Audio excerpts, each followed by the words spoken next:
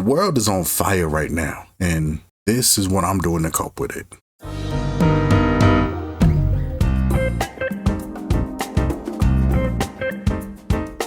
Now, I'll be real, I've been going through it for a while now, and I just want to give y'all a little insight into my life before we get into the full video, because I know this is going to be a long one.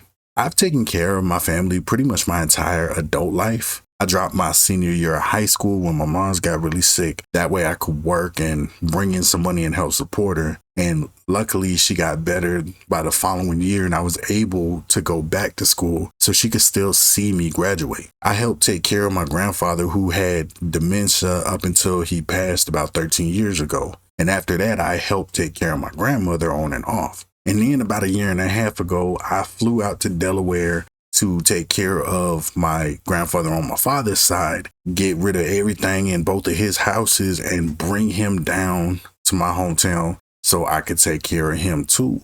And I did this, taking care of my grandmother and grandfather up until they both unfortunately passed within the last few months from their respective conditions. My grandfather actually, at the time of recording this, passed away a week ago.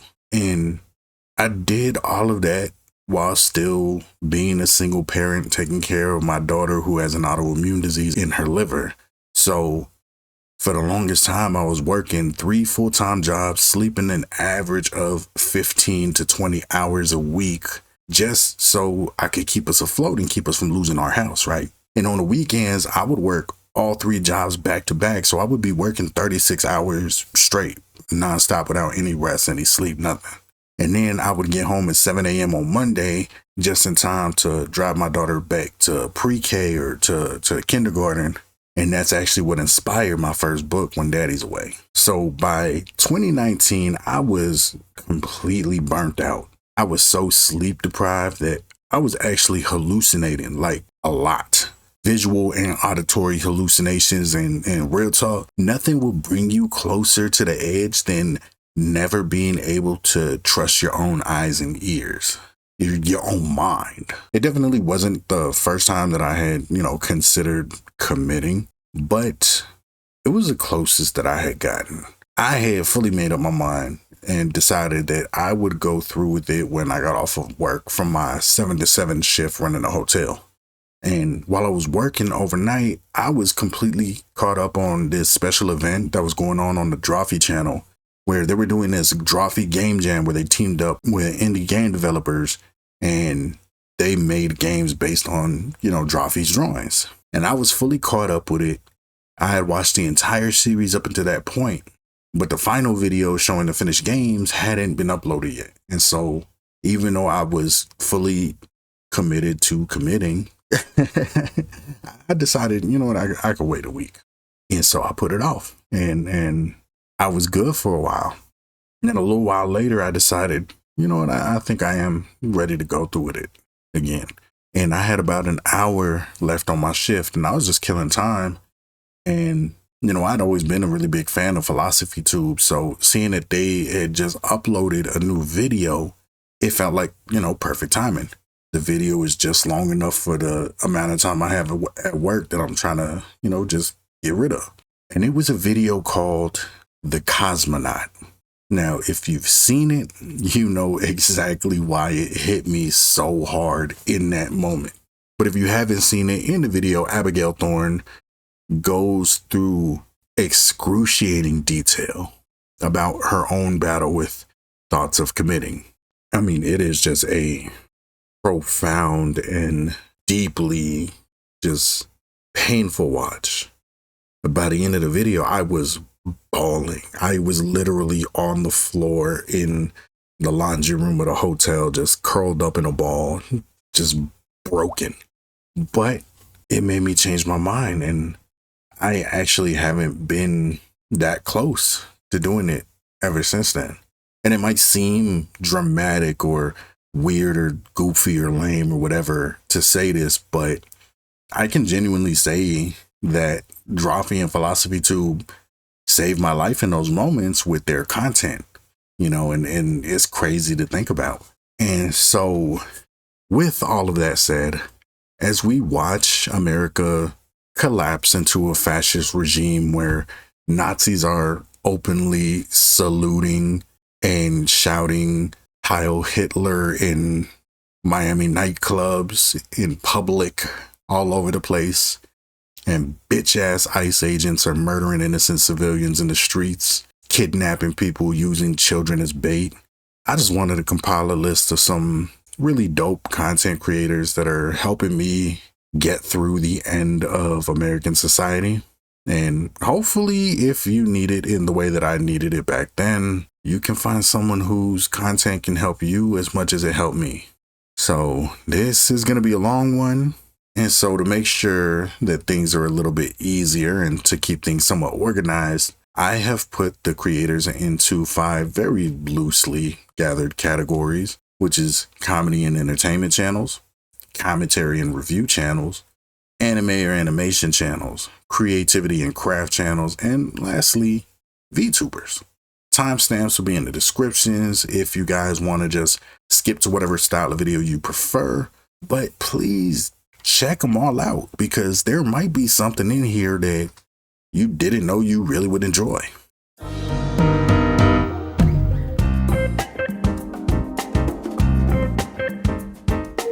Now, I already brought up how Drawfee helped me at my lowest moment, but I have been a huge fan for years. Like, since Caldwell and Nathan were still posting episodes on Facebook and they had the sound of the College Humor office going on in the background, like you could hear people typing and talking. Back when Julia was just a guest who would occasionally show up and she would be in the comments of the videos on her own YouTube channel thanking everybody for being so kind. You know what I'm saying? Because she was instantly a fan favorite. Some of my all-time favorite videos would have to be the OG drawing Pokemon from memory that gave us our Precious the Baby Boy Spheal, and also knockoff Drawfee hosts, which gave us our Leather Daddy Fishman Codwell Tanner. Like, these, while they are from the older era of Drawfee, are still such just quintessentially Drawfee episodes that I feel like if you wanted to get into Drawfee, these are the episodes that would really get you on that train. I'm actually crying, by the way. Guys, I hate so Pokemon now. He's so excited to be... I hate Pokemon because it's not this. I'm drawing Codwell. Oh, yeah, like the fish. Yeah. Codwell. So Caldwell wearing his signature leather harness as a fish. Do you want to explain it? Yeah, okay, so I could have just drawn a leather tanner because those are a thing, but it's very boring, so I've decided to make him a leather daddy. Due to quite a few people suggesting I check them out during my Hatchetfield videos because of Angela being a cast member, I finally started checking out Smosh again. And it's crazy because they were a really big part of my teen years and early adulthood, because I was growing up around the same time that like Smosh was barely figuring out what they were, you know, and I got to see them skyrocket into popularity the first time. But I fell off years ago, like before Anthony even left. So it was amazing to see that they have a insanely strong cast of comedians now and some really excellent shows going on. Lately, I've been going back and watching stuff like Smosh Pit Theater, Reddit stories, which, funny enough, Shane and Daniel Thrasher are like the only 2 people who I can really enjoy hearing Reddit stories from. It's just not typically my vibe for content, but those 2 really bring so much to the stories that they actually keep me locked in. But I also highly recommend the 2 videos of Smosh playing the board game Love Struck. Like, that shit is just hilarious. Why were you weird? That's why I love you, Resica. Oh my god, I might legit cry. I grew up on College Humor, and when it suddenly died, leaving Drawfee, Dorkly, the fans, and the cast all unsure about their future, Sam Rice did the unimaginable. He bought back and kept the Dropout app running with the few flagship shows that they had, like WTF 101, Cartoon Hell, and of course, Dimension 20. And over the years, they have become one of the absolute best streaming platforms. Not just because they put out banger after banger shows consistently, but because Sam is very open about his fantastic business practices. And of course, I do have to recommend Dimension 20 with tons of great campaigns to choose from. But if I had to choose just one to recommend to someone who is new to TTRPGs or roleplay shows like this, I think that I would have to recommend checking out Tiny Heist. It rarely gets talked about as much as the other campaigns, but it's a very short one that is hilarious with some really, really memorable moments. And on top of that, the McElroys do what the McElroys do best in it, which is create absolute comedic chaos every chance they get. Get you into the house. Get you in with the other toys. Get you a child's love. I need no love from that bitch, Dylan. Iconic doesn't even come close. To this day, I still quote Jake and Amir like daily. I will say things are thinner than Amir's dad's legs, or bad blank, no, bad you. Saying excuse anytime my cat gets in my way or some shit. Like, you know. Hell, Jake and Amir are actually how I learned about Lin-Manuel Miranda in the first place. And I can still recite his battle rap against Amir by heart. When it comes to intimacy, ain't plenty of fish to see, but listen to me. I know about your little deficiency. Street told me about your undescended testicle. Your incident at the Renaissance Festival. That time that gorgeous woman almost slept with you and felt her for back, cause your nut seconds asymmetrical. And over on HeadGum, they hit us with the greatest spiritual successor to Jake and Amir with Jeffrey James in Jeffrey the Dumbass. It's literally everything that I loved and everything that was iconic about Jake and Amir, but refined in a way where their humor has grown and matured a bit. It's the same concept, but just a little bit different. And now that they have the Jake and Amir channel and name back, they are back to making videos, and they have not missed a step. They are still just as good as they were back in the day. Please don't call these dumb. Okay, I spent like a bad amount of money on these. How are you getting dumber? Excuse? Enough! More than enough, actually, okay? What's the matter, man? You're not happy to be 30? You having a bad birthday? Bad birthday? Nah. That you. Jesus Christ. They're all bare. Oh! And shove. Oh! And floor. I'm nude! You've nuded me! Every year I write down like 5 things that I'm grateful for and read them aloud at Thanksgiving dinner. Sure, what do you got? I'm grateful for the roof over my head. Nice. And the plug in my ass. Okay. Keeps my bed warm and my prostate producing. Right. What's Glandsgiving? It's like Friendsgiving, but instead of making a meal with your pals, you sort of milk each other dry. Oh, yeah. Top 10 wines to butt chug. Where do you go scroll shopping? Did you raid an ancient pirate ship or something? By Amir Blumenfeld. How about you never say that again in the office? The man who single-handedly brought cracked back from the Shadow Realm, Dr. Jordan Breeding, Every Freaking Thing series is my go-to insomnia playlist on nights when I can't sleep. It's hilarious. One of the most unique editing styles that I've seen in content creators. And one of his videos really hits close to home for me because I grew up loving those terrible Wishmaster movies that they would always play on Sci-Fi Channel for some reason. And his video on those movies is just comedic brilliance. But watching him explain all 13 Halloween movies is also just so much fun, especially when he gets into how insane the books are. Like the original book compared to the first Halloween movie. That section always just has me dying laughing. For some reason, I've read the original Halloween paperback by Richard Curtis, who wrote under the pseudonym Curtis Richard, just to give you a little taste of his creative talents. Anyway, said novel first transports the reader to ancient Ireland, where a disabled boy named Enda is rejected by the woman of his dreams because he isn't a lad worthy of that wench's pretty hole. That's a quote from the book, a real book that was sold. But really, what lad is? Whose hole might a lad be worthy of? But Enda responds to his whole rejection by brutally stabbing her in the boob. Oh, young love! As punishment, he is executed and then cursed by shamans to roam the earth till the end of time, reliving thy foul deed and thy foul punishment. Which, wait, how is that bad for Enda? They're forcing him to reincarnate into other lonely pervs that murder beautiful teenagers? That's like cursing the Trix rabbit to forever eat Trix yogurt. That's like his favorite thing. Silly rabbit. Tricks are for Closes on.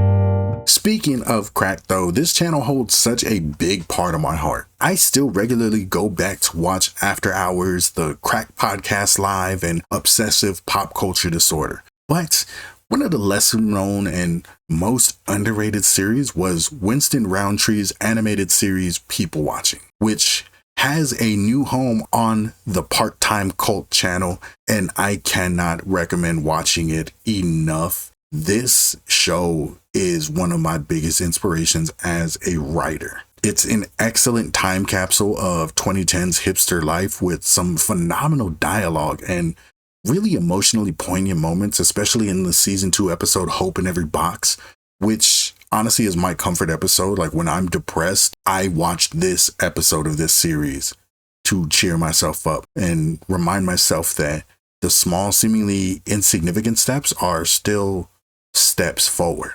There's a downside, of course, when nobody is one thing all the time. Everyone is made of separate parts, and sometimes people are equal parts good and terrible, and only some of the people see the terrible parts. Most importantly, you were the first person to tell me I was good at something. And I was like, huh, really? I'm good at writing? But that went on to form my entire identity. But even if I'm just talking to myself here, I guess I just need to say I remember you. I need the universe to know that. You were a fucking really good teacher, so thanks. It's a rare gift shared by some pretty great people. I hope you're at least somewhat proud. Spaceboy has a lot of really funny, iconic characters that he uses in his GTA RP videos, and he even had a few really great crossover videos on Smosh where he helped iCarly's own Shane Top learn how to RP in the servers. But let's not kid ourselves here. There is one little guy who stands tall above the rest, even taller than the waistline on his pants. And that little guy, of course, is James Randall. He is hilarious, adorable, insane, and completely out of pocket, often all at the same time. And if you're like one of 5 people who actually watched my reaction video on him, you'll know that I absolutely love this character and his freestyle rap videos. I still catch myself saying, "They call me the blender" at times as a vocal stem. And honestly, my daughter and I are always saying, I'm just a little guy for everything. Got the horny old man type beat? For the new house. So Jesus Christ, I genuinely jumped. America.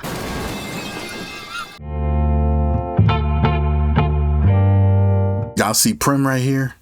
He an all-star. This dude is basically my exact sense of humor when I'm with the homies. Like, the things that he says mirror the things that I've said while slightly less than sober watching movies with my friends. And his way of honoring Black all-stars has become a regular part of our conversation whenever somebody mentions a notable person in a conversation. Like, you say somebody's name and it's just instinct. Yeah, all-star. His video on Belly is possibly one of the best takes on that movie that I've ever seen, and it is so damn funny. And bro absolutely ruined soul food for me in like the best way. I still be calling little dude So Cool Fid and laughing at his atrocious ass lineup. Nigga, what the fuck is this movie? This shit's scary, Buns. Why did you think niggas would enjoy this shit? Keisha was a bad motherfucker. Tall, dark skin, some big ass tits. Looked like a ghetto Naomi Campbell and shit.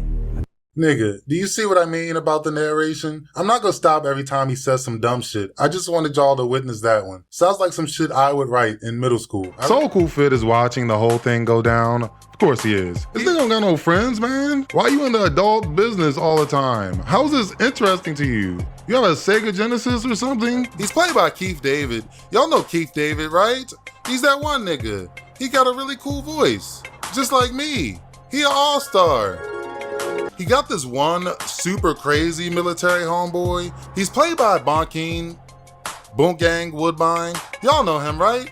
Evil Dave Chappelle face ass. He a good actor, man. He need a horror movie or something, bro. He an all-star.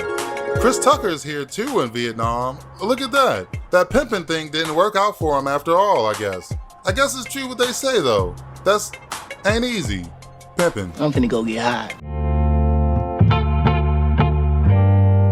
Okay, now this is just as cozy gets, bro. Caryn and Connie are funny, extremely calming, and honestly, they're my go-to whenever I'm stressed and I just need to unwind. They mostly do really cute builds in The Sims 4, though they have dabbled in other games from time to time, and it's still just as entertaining and relaxing to watch.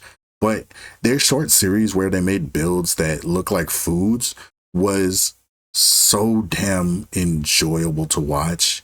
And their 2-part series where they tried to fit as many secrets into a mansion build as possible is where they really just flexed their creativity and world building skills. It's so dope, and I highly recommend it if you just want to relax, have a nice calm evening in, and just watch something genuinely fun. Anyway, so the granddad had the bar and he has all the drinks, right? Right. But the one drink he doesn't know how to make is ambrosia. And that's like his passion project. Sadly, he never figured it out before he passed. No. But he gave the house to his son, and he was determined to finish his father's legacy, which he did because he found the ambrosia recipe. The drama. Now he's trying to become a Grimturn so he can find his dad and bring him back to life. Wow, all that from a secret office. Turns out I was making a secret backstory the whole time.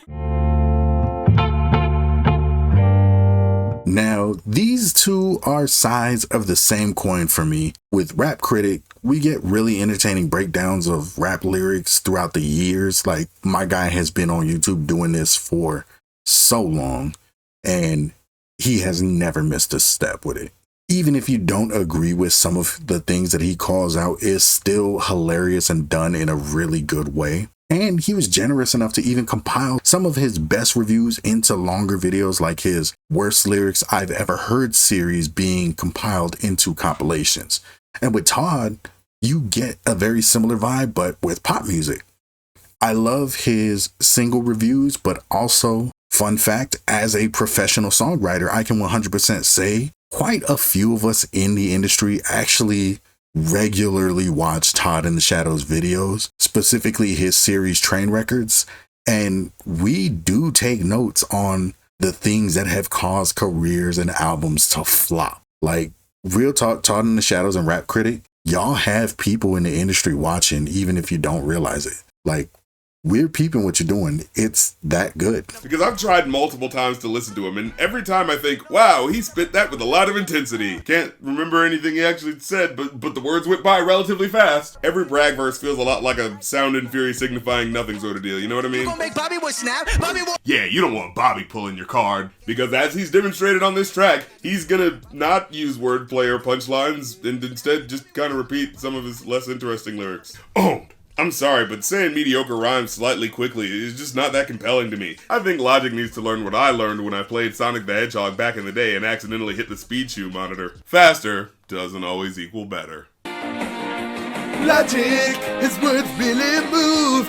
Logic, did you know he's biracial too? Like, why is it important that everything's an octagon? What is this, a fucking Sesame Street episode? Is it like that Rick and Morty episode where everything's a corn on a cob and I'm supposed to be afraid of it for some reason? I even tried to do some background research on this weird guy. I mean, maybe the octagon is an important symbol within the mythos. Maybe he used to be a crossing guard or some shit. I don't know. Octagon, who dubs himself the paramedic fetus of the East. Okay, I think I'm done here. My curiosity is very much satisfied. Let's get to the next song. Like, there's a song in here where he asks if you'd still love him if he wasn't famous. Come on, could you love me in the shack in the shanty town? down? Could you love me if my pants was hand-me-down?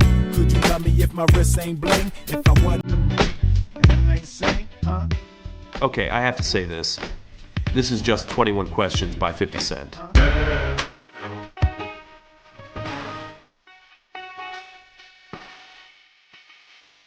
In fact, a whole lot of these songs remind me of other hit songs from that time.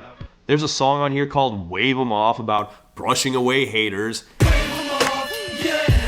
It's basically just Dirt Off Your Shoulder by Jay-Z. He's got a song called Swagga.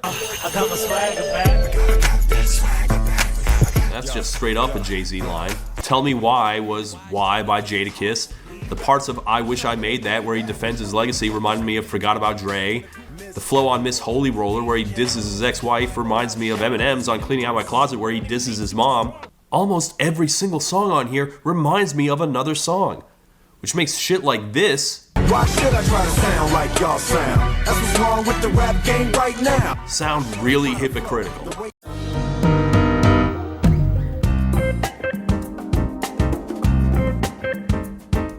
Evil Pinely is one of those funny instances where what seems like a more laid-back, free-form secondary channel ends up picking up so much momentum that it low-key starts to feel like the main channel. Evil Pinely has such a chill vibe that it really feels like you're just hanging out with a friend talking about whatever the hell random stuff he happened to see online that day. And yes, I am fully aware of how painfully parasocial that just sounded. But honestly, that's the vibe that his channel has for me. It's super interesting and he'll talk about stuff that I legitimately could never care about otherwise, like pencil drama or home inspector drama or lockpicking drama. I don't care. I'm not on TikTok. I'm definitely missing all of that drama. But if Evil Pinely makes a video on it, I am sat my ass down and I am watching intently because he is hella entertaining, super funny, super charming, and yeah, like he can make the most insignificant type of drama sound so fun. Classic. Thanks. Oh, that's his little crypto kitten. His wording, not mine.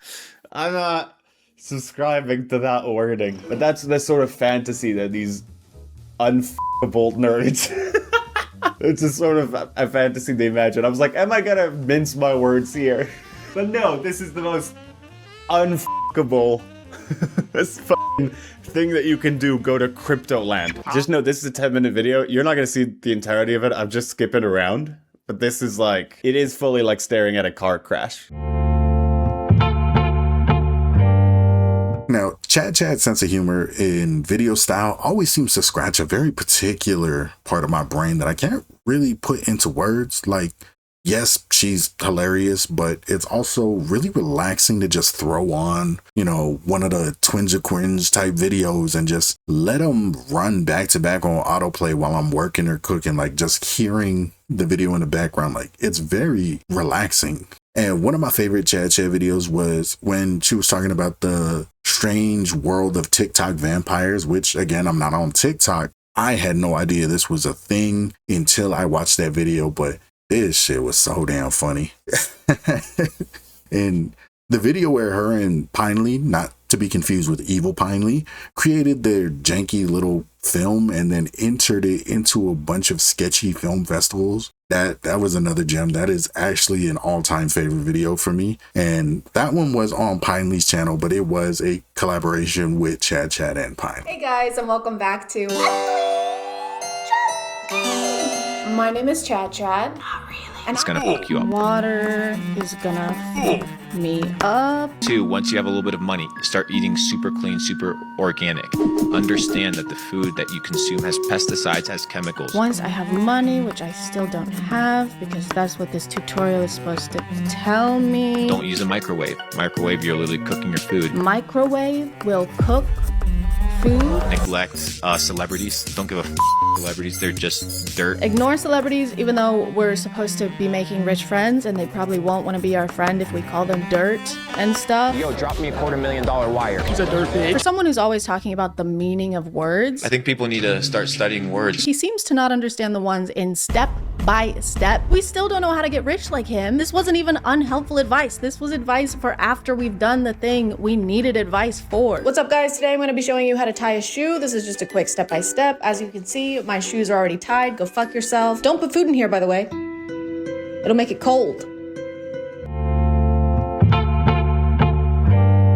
This may be the only YouTuber on my list that I can say this about, but on multiple occasions I have gone to see my mother, who's in her mid-50s, and we legitimately were just watching Scott Cramer videos while I was making dinner. Like, we were both fully entertained, fully locked in the whole time, and then kept on talking about whatever the topic of the videos were after they ended. I don't really know what it is about Scott, but his videos are so chill and lighthearted that they're really perfect to watch with family. And I mean, I don't think I could name a single other content creator on earth who could not only get me and my mother, who have totally opposite interests, to watch a 26-minute video on toilet paper or a 33-minute video on popcorn, and not just watch it, but then actually have us debating the results after the video ended. Like, Scott Cramer is a damn wizard with his videos. He is another person who, I don't care what the topic is, if it is a Scott Cramer video, I am locked in immediately and I am entertained the entire time. And also, one thing that I really love is when Scott collaborates with Mr. GG. They are always really great. Shout out Mr. GG. He an all-star. And I don't necessarily think it's the best thing to be the most soft and the most plush. You can't really work with that, you know? Here's the Walmart brand. Oh, now this one is nice. Wow. All right, I need to make a new tier. This one goes right here. Dude, Walmart is crushing it. They're kind of a dark horse. They're doing better than I expected. Now we gotta bring out the big guns. All right, everyone's favorite, the best, Scott. Oh God. This is the worst thing I've ever held in my hands. I wish it translated to video, just how insanely thin this is. Thinner than Amir's dad's legs. It's like, it's actual paper. Like paper you'd write on. It's not good. Okay, OT is just the GOAT. Period. That's it. That's all I really even have to say. He is wholesome as wholesome gets. One of the greatest and most infectious laughs on all of YouTube. And above all else, he just kind of feels like a hug, if that makes sense. Like, watching one topic talk about memes, or, you know, just being naturally inclusive and kind as a person could be, it just always brings a smile, and it's something that I will forever appreciate. And like, OT has done so much for his viewers just by being so kind and welcoming and just being such a positive presence online. And I honestly hope that he is aware of just how fantastic he is and how much he helps people just get through their day. Memes! Also, be nice. If I know some of you, and I do, that would work. Why is it so hard to find a top like this? Sorry. Real! If you're a top and look like this, look like her, DM me! Stop. One of the softest and most soothing voices on this list, once he hits one of my hyperfixations perfectly, which of course is clowning. She has a really great series where she does deep dives into the history of clownery, like when she talked about the history of white-face clowns, or when she looked into the history of the chatter clown phone that was really heavily featured in the movie Skinamarink. But one thing I really recommend is checking out the video where she talks about the ghost clown that haunts a graveyard. Like, it's so well made and really, really interesting. And even if you're not a clown like us, I really recommend checking out Bouncy's content. She is so dope. Auguste, and because Auguste clowns were nothing like white-faced clowns, they went on to be called Auguste clowns. So Auguste became a way to say, hey, that clown is being very foolish or silly, and then as the circus evolved, the role of being the Auguste would fit these characters who were known to become the comic relief. So it's sort of like the way that we use the slang terms Chad or Caryn, but for silly clowns. And special shout out to Billiam. His Lost videos are genuinely some of the best deep dives on all of YouTube. They're super long videos and 100% worth every single second. I also love his videos looking at older toys and things from the past. Like, it's just really nostalgic and really fun. Of course, the GOAT, Jenny Nicholson, my guy Elvis the Alien, who has introduced me to so many great, terrible horror movies. And then, of course, speaking on horror movies, Found Flicks and Dead Meat, the GOATs, they are so fantastic at breaking down horror movies in their own individual ways. Yeah, man, I absolutely adore all of them as well.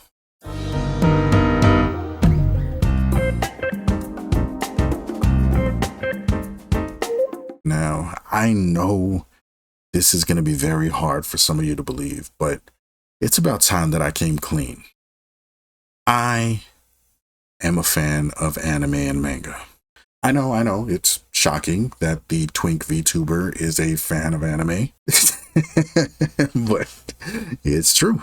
The actual thing that most people are surprised to learn about me is that I've never really particularly been a fan of like shonen or action anime.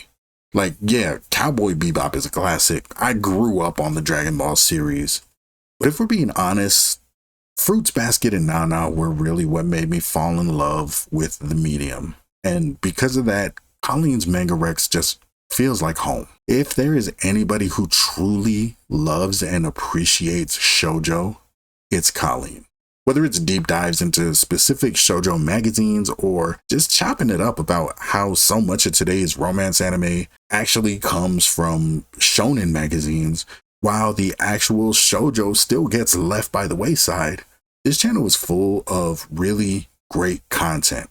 Though I will say a guilty pleasure is watching the streams where Colleen tries her hardest to get through reading Rent a Girlfriend, which is a feat that not many can achieve. It's just peak entertainment, honestly. I think the better thing to say would just be, hey, friend, you're kind of a misogynist. So, you might not get a girlfriend that way. You might want to fix your attitude, brother. Was that your ex? Was that your ex? I don't think he's given up. Yeah, those scary eyes. No, wait, Cousin Chris. Dude, no! No! No! Stop it! Stop it! Stop it! Bro! If you fucking get your boner out one more time... Speaking of great anime creators, though, no list would be complete without the GOAT Jeff Thune. Whether I'm taking a moment to slum at Shea Garbage or seeing the absolute best of any given anime season has to offer, Mother's Basement really is the best place to find new anime recommendations. But one series that I feel doesn't get as much love as it really should is What's in an OP. This is a series where Jeff painstakingly breaks down the openings of different anime, right? Showing all of the symbolism, foreshadowing, and sometimes just straight up spoilers that are cleverly hidden behind some of the catchiest theme songs in all of anime. What's in an OP is one of the most brilliant series in all of anime YouTube, and I will die on that hill. While Tsubaki is exhausted herself exercising, Kosei very emphatically refrains from playing the piano in his somber, darkened room, but he relaxes at the piano in the music room when Kaori is sleeping behind him. This is the only shot in the OP where the group is together and Watari and Tsubaki stand between Kaori and Kosei, but they're intruding through the window and they clearly know it. Once again, Kaori is falling, and this is synced with the female singer's solo to draw another connection. Arima rushes to catch a feather, and suddenly Kaori is in his arms. Noteworthy because at one point when he's carrying her in the series, he's surprised by how light she is, and the space he's standing in, an endless expanse of water beneath a blue sky, looks a lot like heaven. Kaori's eyes also open here for the first time since the character introductions. Note that the only time she opens them is when she's looking at Arima, because she only has eyes for him, alluding to the titular lie. Now, this is a newer contender on the anime creator scene that you may not have heard of yet, and they're a genuinely fantastic person IRL, but the homie Neko Deco Pop has already quickly began making a name for themselves with their exhaustive series, ranking some of the best and worst that LGBTQ anime has to offer. They didn't have to suffer through the absolute atrocity that is Super Lovers, but they did that for us, and for that, I'm grateful.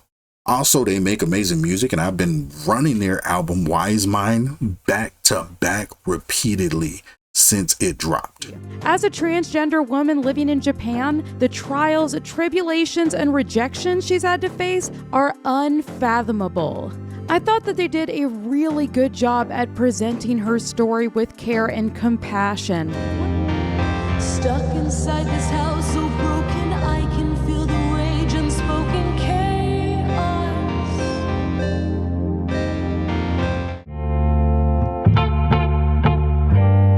Though he's been getting increasingly exhausted with the state of YouTube lately, Saberspark is the OG cartoon essayist, and he never fails to drop banger after banger.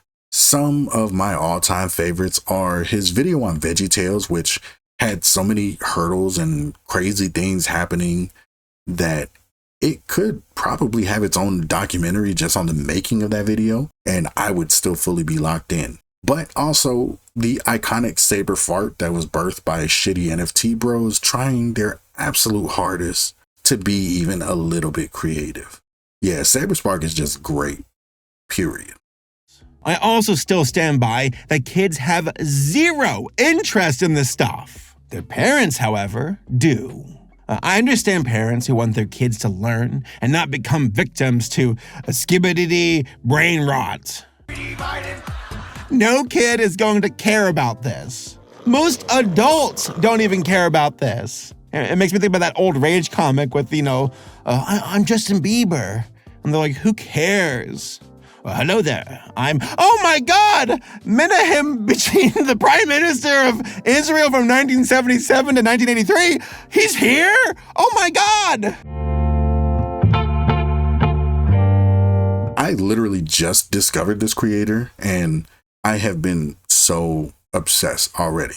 Funny enough, I found her from a post on Threads where she was talking about making video essays breaking down cartoons. Like, she mentioned that she was making a video on As Told by Ginger, and I was like, yo, I love that show. I'm gonna go check you out. And as soon as I got to her channel, I saw that she's making her own cartoon called Who Killed Sears, which I actually recorded a reaction to. The short pilot was hilarious and hella impressive.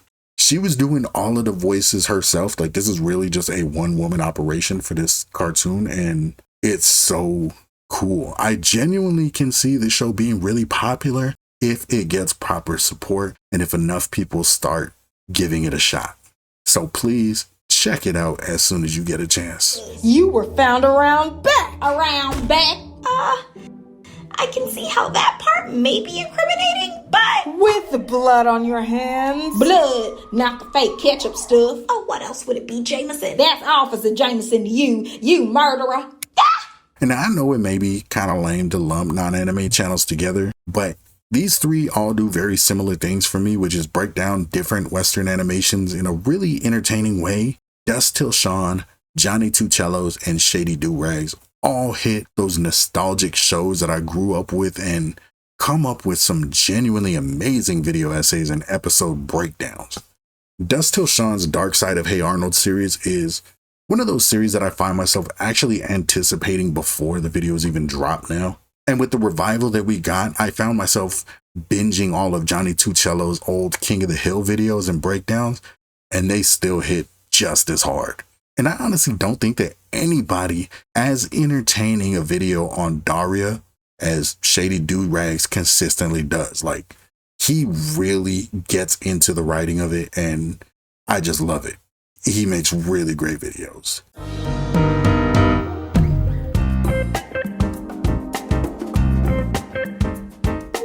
I've only recently started following this channel, but when I say I'm obsessed, I mean like I went back and watched every single video that they've made.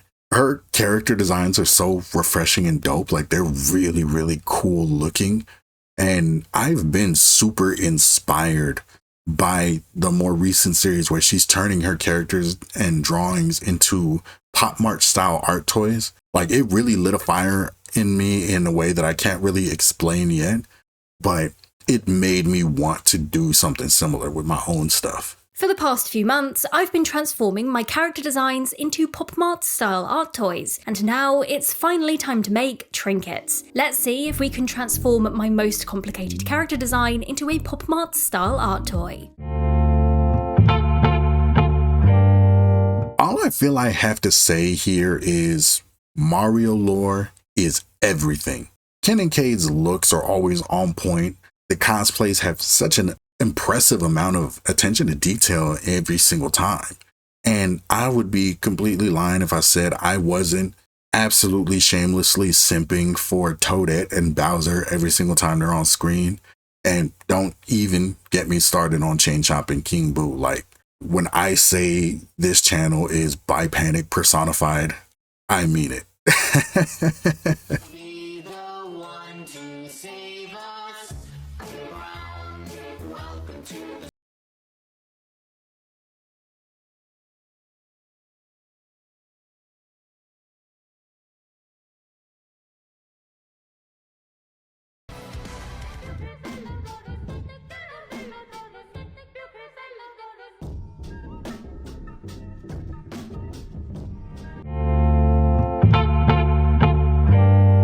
Now, as a writer, sometimes I find myself completely stuck without any idea of where to go next. And that is where Tale Foundry really comes into play. Their video essays breaking down different tropes and genres of fiction have become so essential to me getting over writer's block. Like, I especially love their Junji Ito videos because I'm obsessed with him. He's my favorite horror writer of all time, you know, but I was also really moved in a way that I didn't expect by their video on microcosmic horror. Like, just the idea of being a cosmic horror to a people who are infinitely smaller than you, who you don't even realize that you're terrorizing. Like, that whole concept is fascinating to me in endless ways. And yeah, I would never even have considered that if it wasn't for Tale Foundry's video on it. I don't know about you, but I've always been really fascinated by like miniature models. I am, you know, diagnosed train lover, if you catch my drift. But I have nerve damage in both my hands, which causes tremors.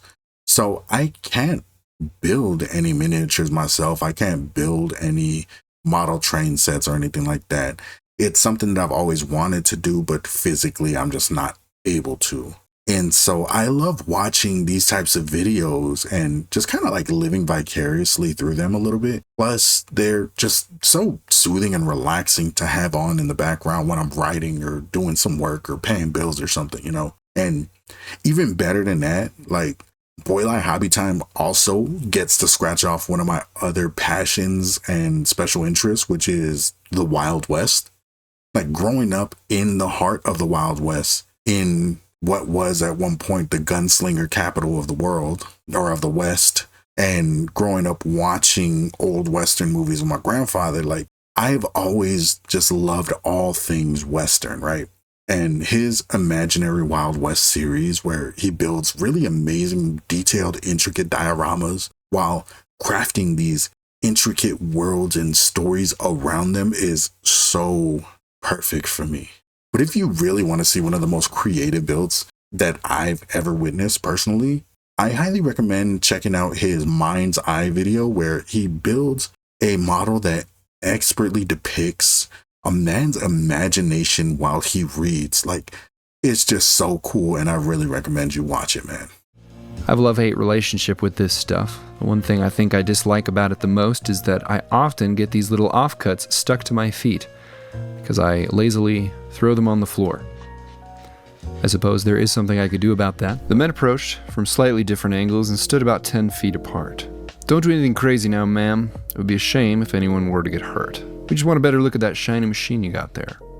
As they approached, Anne started to doubt if her plan was actually going to work, and mentally she began to prepare for the worst.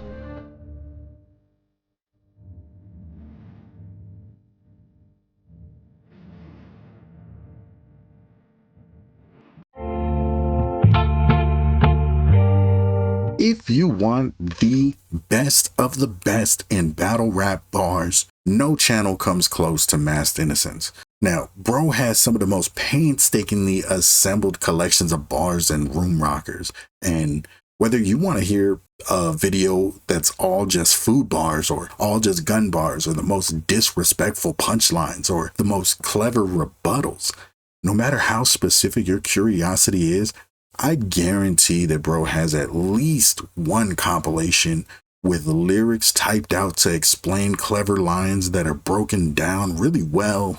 I mean, bro has been MIA for a minute, and I pray he returns soon because the game really needs him. But he has got some of the best battle rap content on all of YouTube, and I am so serious about that. This is a perfect place to start if you want to dip your toe into the medium and see what all the hype is about with battle rap, especially if you recently got into rap battles because of, you know, the iconic recent battles like Kendrick against Drake or Pusha T against Drake or A$AP Rocky against Drake or Common Decency against Drake. You can catch every damn thing on the move list whenever you shit. Guess who can? You think you can catch a blue flame from a shitty ocean? Fuck you in your mouth. Mad at me? I am no hero. I am Sub-Zero. I can have you freeze and fucking finish him. Teleport fatality. I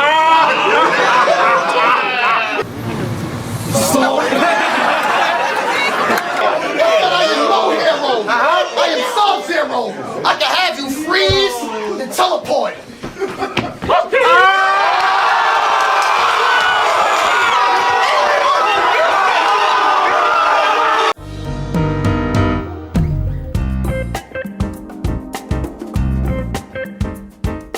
Now I'm going to speed run through this last section a little bit just because there's so many VTubers who I really enjoy watching, and they've become honestly like my main source of entertainment in the past couple years. And I might not dwell on some of the bigger names like Iron Mouse, Neurosama, Evil, and Vettel, or Fillion, Chibidoki, Doki Bird, you know, all of them. And it's not because I don't watch them, because I definitely do, but it's because they dominate popularity for good reason. And it's a pretty safe bet that you've probably seen or at least heard of one of them or most of them by now. They've done such a good job at crossing over outside of just the VTuber space to the point where they're low-key becoming just pop culture. But just know, like many, Iron Mouse was my introduction to VTubers back in 2020. This man is legitimately what finally pushed me to becoming a VTuber. One of my biggest hesitations was the lack of male and the lack of black representation in the VTubing space. And then I stumbled upon Taledo's black representation in the VTuber industry, and being a black VTuber feels embarrassing videos. Black female VTubers getting called dark chocolate against the boundaries, black VTubers getting racist edits, black VTubers getting bot raids. Please just heal me. We didn't even talk about the VTubers being dumb yet. I thought angels didn't have any more years of their lives to lose, and I'm losing so many already. The Bible states that there are 3 types of VTubers. The soft, wholesome VTuber, known for good vibes and a welcoming community. The loud and chaotic VTuber, known for them funny clips and the quirkiness. And the third. The joke is racism. Like, what is this? What the heck is this? Some people be throwing mad shade around black people's experiences and saying the wildest things. What about the indie scene? How many black VTubers off the top of your head made it? While I generally a decent amount of this video, not many might come to your head as major. But as I do my thing of talking trash and causing chaos, I want to support my brothers doing their thing too. So yeah, support your fellas. Don't be doing dumb things about race and, I don't know, give me your potatoes. That's what it's like being a black VTuber. And they finally gave me the confidence to just say fuck it and go for it. They also introduced me to some of my current favorite creators to watch, like Shizzy and our next entry. Bro, on Orcheus, like, my daughter and I watch Kenji all the time. Like, I watch him daily. She thinks I don't know she be watching him, but I be peeping it. I rock with his gameplay videos real heavy, especially when he acts an ass on Roblox. Like, it's so hilarious. He has a really great personality, and I really love his reaction videos too. Like, he is easily my favorite VTuber, like, period.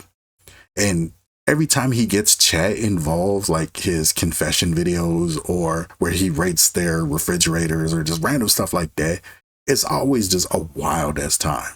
But if you want peak Kenji, you have to check out his videos of him talking to character AI versions of himself. Also, his VTuber models are always so on point. Easily some of the best models in the game. I mean, just look at this little guy. So what if he left? He did. You dumb? You got a bald-headed mama, bitch. And you got a fat neck. Oh, what the f? You bitch. Oh, this you disrespectful bitch. I think we got off on the wrong foot. Yeah, I think so too. Yeah, let's be friends. Hell yeah, we're finally friends. Yeah, don't get too excited. You sound desperate. Well, it's just that I've always wanted a friend. I don't have any, so this is huge for me. Am I good? Is AI me okay? What the f you mean by that, bro? You got friends.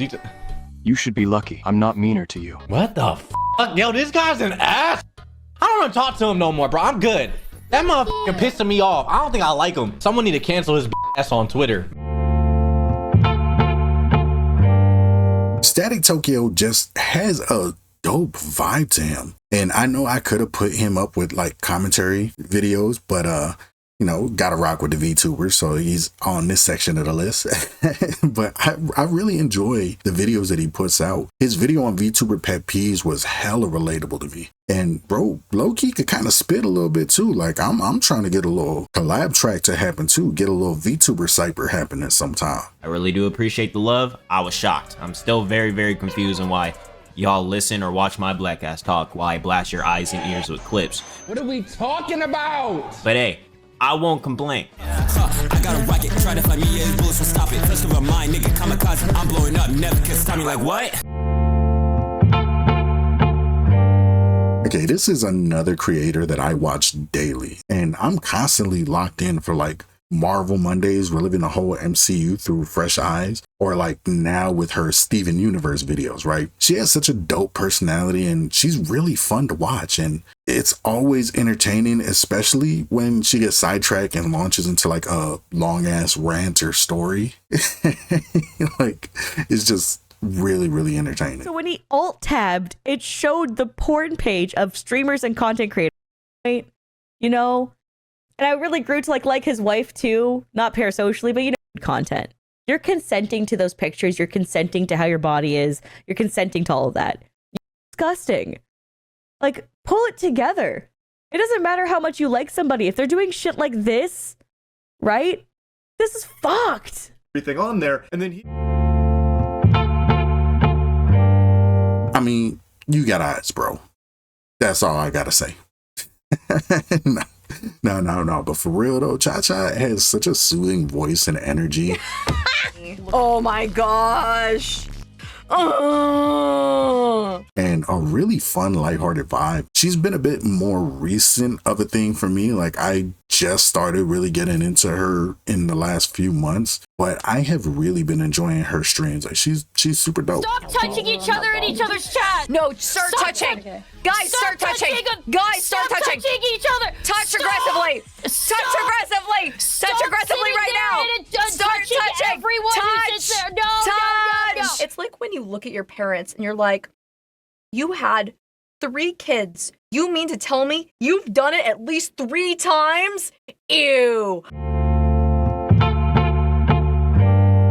Aside from absolutely loving her little disheveled gremlin vibe that her model gives, she has such a hype energy, and that slight Romanian accent that just kind of like peeks through every once in a while when she gets excited is hella charming. I really enjoy her content, and it's perfect for just like putting me in a good mood.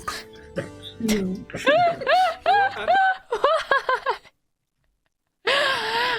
taking a drink, bro. Why? I've gained this. I didn't have this before as a Romanian, but I've gained this that when I just pass by someone and make eye contact, I'll smile at them. Just like, because everyone does it here. But in Romania, it doesn't happen. And I think I've creeped out. When I go back to Romania, I think I've given mixed signals to a couple of people because I'll smile at them when I pass them. And they're not used to that because that doesn't happen in Romania. So, yeah. I think I've also had people who give me dirty looks when I do that because they think I want something from them in Romania, and I'm like, oh shit, oh, they're not used to this. Wholesome, comforting, really surprisingly insightful. Like, these are the best ways that I could describe Clover. I've really come to appreciate having her over on Threads and just kind of like chopping it up with her a couple of times. And her posts never fail to brighten my mood. Her models are always so creative and really cute. And even with zero knowledge of rigging, I make sure that I am watching her streams while she's working on these new models. Like, it's still really entertaining. It's always fun to see another Southern accent in the VTuber space. You know, and it's just a lot of fun to watch Clover learn how to make a game in real time or work on different artwork or just vibe. Like, Clover is such a vibe. Humans will touch it over and over. Yeah, it's true, actually, it's true. They like the tingle, humans do. You know, I never actually touched an electric fence. I've seen an animal get zapped once, and that was enough for me. I was like, oh. And while we're here, let's sit with this part for a minute, because sometimes setting boundaries can leave us with some hard to shake feelings of guilt. Even when you know you need to set boundaries, even when you know you've said it kindly, you may still feel kind of awful afterwards. You might feel like you've let someone down or that you weren't grateful enough. That kind of guilt can hit you especially hard if you're used to making sure everyone else is comfortable before you even consider yourself. And yeah, this part's for the people pleasers.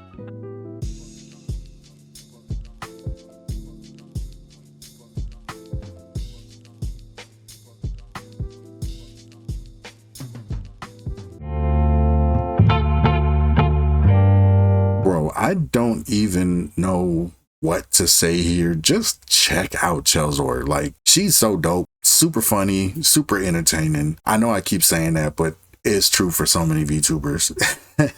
Like, I first saw her when she reacted to Josh Johnson explaining the Kendrick and Drake beef to white people, you know, and seeing that from a perspective of a white people was really fun.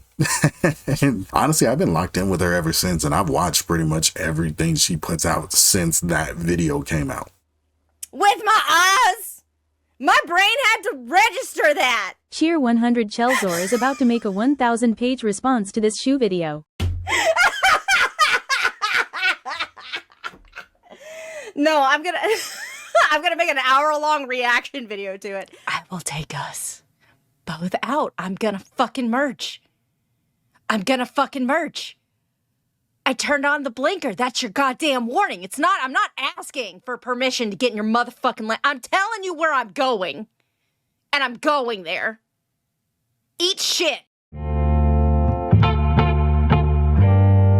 Anarchy has one of my absolute favorite playthroughs of South of Midnight, and her model looks like it was ripped straight from the heavens themselves and handcrafted by the gods. I rock with Anarchy heavy. Plus, if you've seen her cosplaying her VTuber model, that's all I need to say. but for real though, y'all have got to check out the video where she plays a TTRPG based on her VTuber lore. Like, that is such a brilliant idea. It's so creative, so cool, and it was executed really, really well. No, I don't think I am ready. Okay, what do you think you need? Then hopefully, is it something that we can get in probably the next 15 minutes? 3. You rolled a 2. You go first. Let's go. I am going to beat this man. I am using strategy now. Let's just do a strong discuss. The world might seem like it's burning all around us, but there's still some good out here. So please take time to at least watch something that can make you smile, even if it's just for a few minutes. You deserve every little sliver of joy that the world can spare. Take care of yourself, please, and remember that the world is a better place with you in it. I know this isn't even remotely close to my regular content, but I needed something positive to focus on right now while I'm in the middle of spiraling. I really hope that someone out there is able to find something new to check out, and I hope this could bring joy to some of y'all. If you stayed on the video for this long, thank you for watching. I really appreciate it, and I appreciate all the support you guys have shown over the past, going on 2 years, I guess, of me being a VTuber. I can't fully express how much it means to me that you guys have rode with me this whole time, but thank you so much, and hope y'all have an amazing evening. I got 2 platinum players on the wall, got a bed full of scars. I got stabbed in the jaw, but I'm still popping out. I tried to drown in the oil, they tried to force me in jaws, but when the light came, they see they birthed a Molotov. The righteous ratchet, the balance of being tipping, actors grabbing on the ratchet to mask all their intentions, coming up in trenches, passionate being tempered, so I'm walking past my past and I'm passing my sins thinking.